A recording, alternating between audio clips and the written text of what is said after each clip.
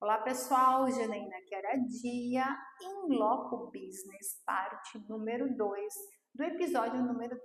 Nós estamos aqui com o Bruno, que já falou muito da sua trajetória durante a parte número 1, não deixe de acompanhar, mas agora nós vamos mergulhar no mundo do empreendedorismo. Bruno, você falou assim, todos os teus segmentos ali, empreendedores, mas vamos esmiuçar um pouquinho melhor. Então, quando você fala que você tinha já isso na veia do empreendedorismo desde muito cedo, mas quando você decidiu, foi uma decisão de escolha ou foi uma necessidade? Foi uma escolha. Eu comecei a trabalhar já de forma autônoma, mas eu também trabalhava para uma empresa ao mesmo tempo, digo na fisioterapia, né? Então eu trabalhava com um serviço de fisioterapia do trabalho, vamos dizer assim, onde eu era contratado, mas também atendia meus pacientes. E eu sempre tinha muitas ideias, então eu olhava a sociedade, via alguns problemas, algumas formas como as coisas eram feitas, e eu tinha muitas ideias. E eu trazia projetos para dentro da empresa que eu trabalhava. E o que era muito legal é que ele acatava os meus projetos. E aí eu fui me destacando e acabei subindo para coordenador antes do que outras pessoas que já estavam há mais tempo lá. Eu falei um dia que, esse meu projeto eu também posso levar de forma pessoal outros paralelos que não cabiam dentro daquela empresa.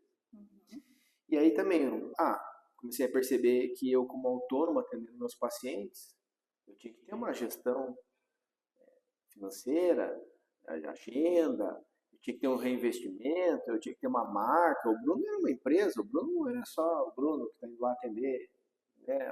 Enfim, então a gente é uma empresa.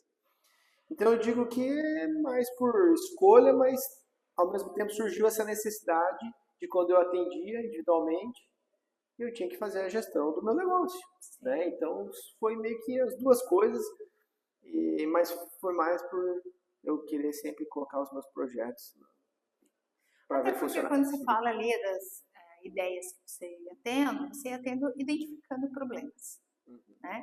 E aí, quando eu falo disso para a área da saúde, como que foi ou quais foram os teus maiores desafios? Aconteceu muito isso com o estúdio, a gente viu uma oportunidade muito interessante, só para contextualizar, que é a área de transição. Então a pessoa se reabilita, naquela época ela voltava para a academia, ela não tinha segurança, o personal não tinha segurança também de atender, porque, puxa, ele teve uma lesão, o fisioterapeuta não conseguia fazer essa transição, e aí a gente pegou essa fase de transição no estúdio, então foi a oportunidade que a gente enxergou de que ninguém tinha. Então, quando a gente abriu o estúdio lá em 2016, assim, foi um boom. Só que aí vieram os desafios. Sim. Né? Os desafios que eu tinha um certo conhecimento, desde quando estava na faculdade, fui fazer os cursos do Sebrae, entre outros, né, para aprender como ter uma empresa. Mas vieram muitas dificuldades. Quando a gente abriu, por exemplo, a vigilância sanitária marcou 36 itens que a gente tinha que corrigir. Então, e aí a gente, né, e foi aprendendo tudo dessa forma, que sempre foi na minha vida: estuda, se dedica, põe em prática, vê o que funciona, adapta, estuda de novo, e fomos indo assim, e sempre buscando, né, informação, se capacitando. Mas essas questões, principalmente administrativas mesmo, né? Imposto, como é que funciona a emissão de nota fiscal, enfim. E aí o marketing, ao mesmo tempo que pode, o que não pode dentro da nossa área. A área da saúde tem muito isso, né? Você não pode, algumas profissões, vender pacotes, você não pode colocar antes e depois, enfim. Então, as dificuldades do dia a dia, e no começo você é o gestor, você é o administrador, você é o investidor, você é o profissional que atende, fisioterapeuta ou personal trainer, você é o que arruma a lâmpada quando queima, faz os pequenos reparos. Então essa foi a maior dificuldade. A gente trabalhava muitas horas por dia, eu e meu sócio, e muitas vezes sem tirar R$1. Sim. Só que no longo prazo, se você insistir e for trabalhando, as coisas vão se sustentando, ou vão melhorando, né? E aí você vai contratando, aí tivemos um coordenador, e depois foi funcionando.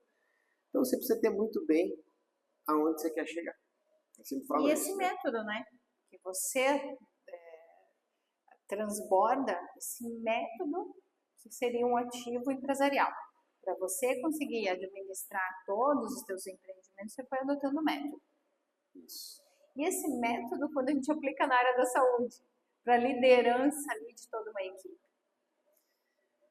A liderança, eu gosto de uma liderança que é mais reflexiva.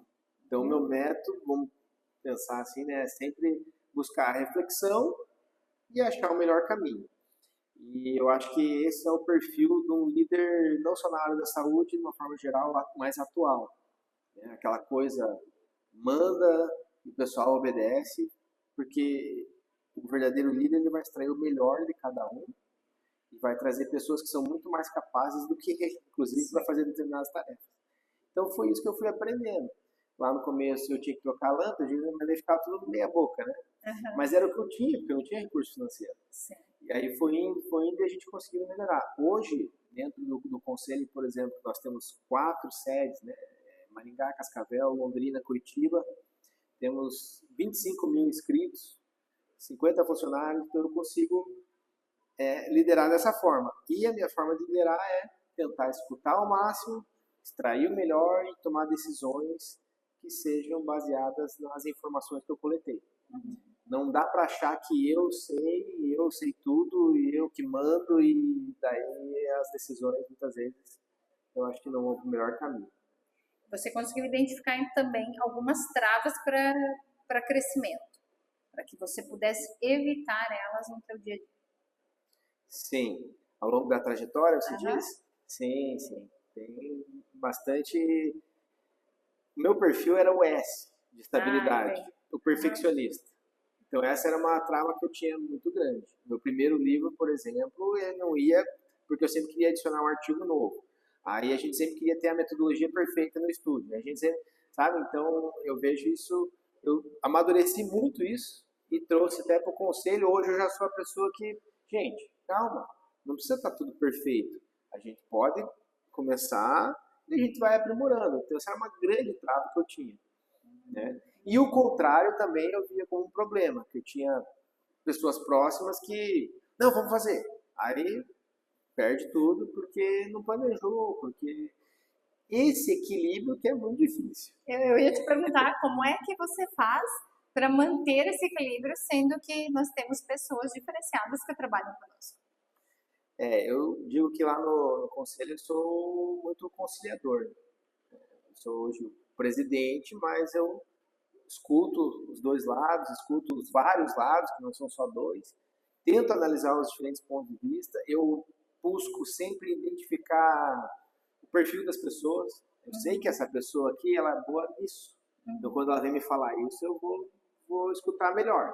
Se ela vem me falar uma outra coisa que eu sei que não é tanto o know-how dela, mas ela quis dar aquela opinião, tudo bem, não vou levar tanto para esse lado, mas aquelas pessoas que eu sei, eu já identifiquei que ela é muito boa nisso, eu vou acatar, vou escutando e vou montando para tomar a minha decisão.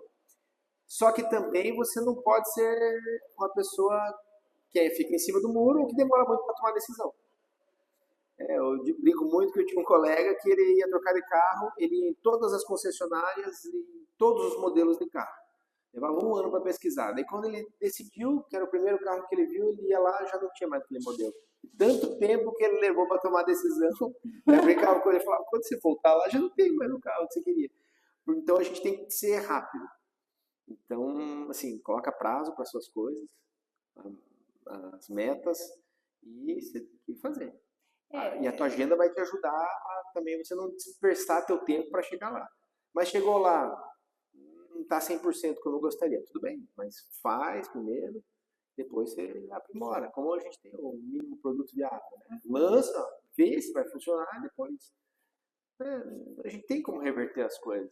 Então, esse buscar, né, o autoconhecimento, que a gente estava falando até na parte número 1, ele te possibilita a vislumbrar esse equilíbrio. Porque esse equilíbrio é importante, eu vou ter que buscar um resultado, qualidade, né, e a entrega do que eu quero realmente, não só produtos ou serviços, mas assim, o bem-estar para a sociedade, né? Que no fim é o que a gente acaba conduzindo com os nossos esforços diários. Tem uma coisa, desculpa, só Não, bem importante, que é quando você escuta e aí você aplica e talvez não dá muito certo, você também tem um feedback para aquele que falou que você escutou, tá vendo? Em vez de você ficar batendo de frente, batendo de frente, batendo de frente toda hora, sabe? sim. É claro que você tem que ter também o conhecimento de saber, o prejuízo que eu vou ter aqui, se não der certo, não vai ser muito grande. E se der certo, pô, vai ser legal. Então eu racionalizo tudo, os prós e os contras. Então eu tenho mais prós do que contras, mas pode existir esses contras. Então, olha, você me trouxe isso, eu quis aplicar e não deu certo. Vamos analisar juntos por que não deu certo e talvez na próxima vez a gente faz diferente. Você está aprendendo, eu também. Mas não fica só uma gestão unilateral. Sim. Então, eu acho que isso é importante em qualquer área, não só da saúde, mas em qualquer área pública, privado, para você extrair o máximo das pessoas se você trabalha em conjunto. E aquela coisa de juntos somos mais fortes, a gente vai crescer muito mais rápido e muito melhor. E mesmo que a tua formação inicial não tenha sido voltada para a educação acabou se transformando numa estratégia para você conseguir aplicar e dar efetividade a todo esse teu mundo empresarial. Sim, eu sou apaixonado pela educação, acho que dá para perceber que eu gosto de falar bastante, né? Eu falo e gosto de trazer as ideias, de criar reflexões. Então, sempre quis ir e ainda bem que a gente conseguiu. E, por fim, para esse bloco, construir autoridade é uma consequência ou um planejamento? Eu acho que as duas coisas. Eu acho que quando você faz as coisas bem feitas, com amor, com dedicação, você está fazendo aquilo, não é um martírio, você acorda feliz todo dia para fazer o que você está fazendo, a autoridade ela vem. Mas, ao mesmo tempo, eu concordo em partes com o que se traz muito hoje, de que você tem que construir autoridade, você tem que construir autoridade, essa coisa das redes sociais, né? Que sim, é importante você mostrar o que você faz também, para construir a autoridade para as pessoas comprarem você, produtos, seja lá o que for. E já que você faz tantas coisas boas, você tem que mostrar. Que daí você constrói a sua autoridade. Então, eu acho que, de novo, as duas coisas. É um pouco pensado, mostrar aquilo que a gente foi fazendo ao longo do tempo, mostrar que tem um currículo, mostrar que sempre estudei muito, estou dedicado, mas também essa dedicação e sempre aquele perfeccionismo ali também sempre foi tendo bons resultados e a autoridade foi sendo construída. Eu digo isso como professor, por exemplo. A maioria das instituições, pós-graduações, cursos, nas avaliações, eu sempre tive uma avaliação muito boa, sempre um dos professores mais bem avaliados, porque eu me dedico 110% naquilo que eu vou fazer, e quando eu entrava na sala de aula, também não era só cumprir tabela, ou vou trancar informação, ou não, me dedicava e estava empolgado fazendo aquilo. Então acho que as duas coisas aí se somaram. É legal porque você acaba pensando e visualizando como você gostaria que essa informação chegasse para você, você transmite para as pessoas que estão ali exatamente para absorver o conhecimento. Isso é fundamental, né? Uma palavra que está na moda, a empatia. Se você gostaria de receber assim, então faça dessa forma. Né? Eu gostaria de pagar um curso. Quantas vezes eu falei que eu fui lá no curso, palestra, aí caderno e caneta, e aí eu chegava em casa, meu caderno em branco.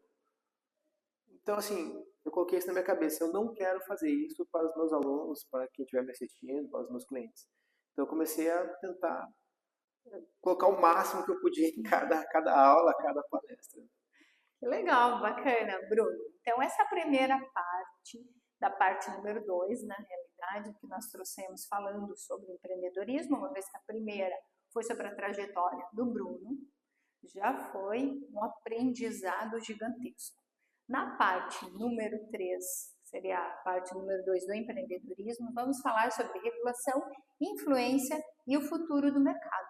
Então, não deixe de acompanhar para vocês a partir de amanhã, aqui na Inloco.